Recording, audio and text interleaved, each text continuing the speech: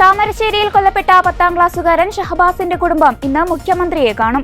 മകനെ മർദ്ദിച്ച് കൊലപ്പെടുത്തിയതിൽ മുതിർന്നവരുടെ പങ്കുകൂടി അന്വേഷിക്കണമെന്നാവശ്യപ്പെട്ടാണ് ഇന്ന് കോഴിക്കോടെത്തുന്ന മുഖ്യമന്ത്രിയെ കാണുന്നത്. സംഭവത്തിൽ മുതിർന്നവർക്ക് കൂടി പങ്കുണ്ടെന്നാണ് കുടുംബം ആവർത്തിച്ച് പറയുന്നത്. Elettil Vattoli MJ higher secondary school 10ാം തരം വിദ്യാർത്ഥിയായിരുന്നു മുഹമ്മദ് ഷഹബാസ്.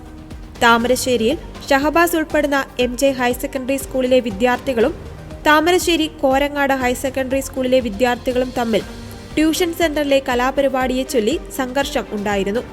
സംഘർഷത്തെ തുടർന്ന് വിദ്യാർത്ഥികൾ ഷഹബാസിനെ ക്രൂരമായി മർദ്ദിച്ചു.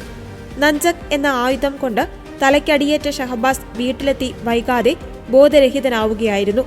രക്ഷിതാക്കൾ ആദ്യം താമരശ്ശേരിയിലെ ആശുപത്രിയിലും പിന്നീട് കോഴിക്കോട് മെഡിക്കൽ കോളേജിലും പ്രവേശിപ്പിച്ചെങ്കിലും വെന്റിലേറ്റർ സഹായത്തോടെ ഒരു ദിവസം മാത്രമാണ് ഷഹബാസിന്റെ ജീവൻ നിലനിർത്തുവാനായത്. കുറ്റാരോപിതരായ 5 വിദ്യാർത്ഥികൾക്കെതിരെയും പോലീസ് കൊലക്കുറ്റം ചുമത്തിയിട്ടുണ്ട്. തലയൊട്ടി തകർന്നാണ് ഷഹബാസിന്റെ മരണമെന്ന് പോസ്റ്റ്മോർട്ടം റിപ്പോർട്ടിലുണ്ടായിരുന്നു. 5 പേരെ മാത്രമാണ് ഇപ്പോൾ കസ്റ്റഡിയിൽ എടുത്തിട്ടുള്ളത്. എന്നാൽ കൊലപാതകത്തിൽ മുതിർന്നവർക്കും പങ്കുണ്ടെന്നാണ് ഷഹബാസിന്റെ പിതാവിന്റെ ആരോപണം. ഷഹബാസിനെ മർദ്ദിക്കുവാൻ ഉപയോഗിച്ച നഞ്ചക് പോലീസ് കണ്ടെടുത്തിരുന്നു.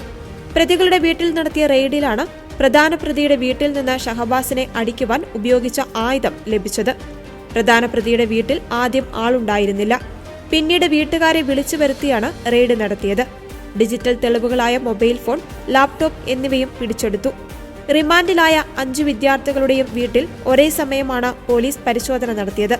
അതിനിടെ ഷഹബാസ് കൊലപാതകത്തിൽ കുറ്റാരോപിതരായ വിദ്യാർത്ഥികളെ വകവരുത്തുമെന്ന് ഭീഷണിപ്പെടുത്തിക്കൊണ്ട് താമരശ്ശേരി കോരങ്ങാട് GVHSS പ്രധാനാധ്യാപകന് ഊമക്കത്ത് ലഭിച്ചിരുന്നു. വിദ്യാർത്ഥികൾക്ക് ഏതാനും പരീക്ഷകൾ മാത്രമേ എഴുതാൻ കഴിയൂ എന്നും പരീക്ഷകൾ തീരുന്നതിനു മുൻപ് അപായപ്പെടുത്തുമെന്നുമായിരുന്നു കത്തിൽ പറഞ്ഞിരുന്നത്. വൃത്തിയുള്ള കൈപ്പടയിൽ എഴുതിയ കത്ത് സാധാരണ തപാലിലാണ് സ്കൂൾ അധികൃതർക്ക് ലഭിച്ചത്. വിലാസം രേഖപ്പെടുത്താതെയായിരുന്നു കത്തയച്ചത്.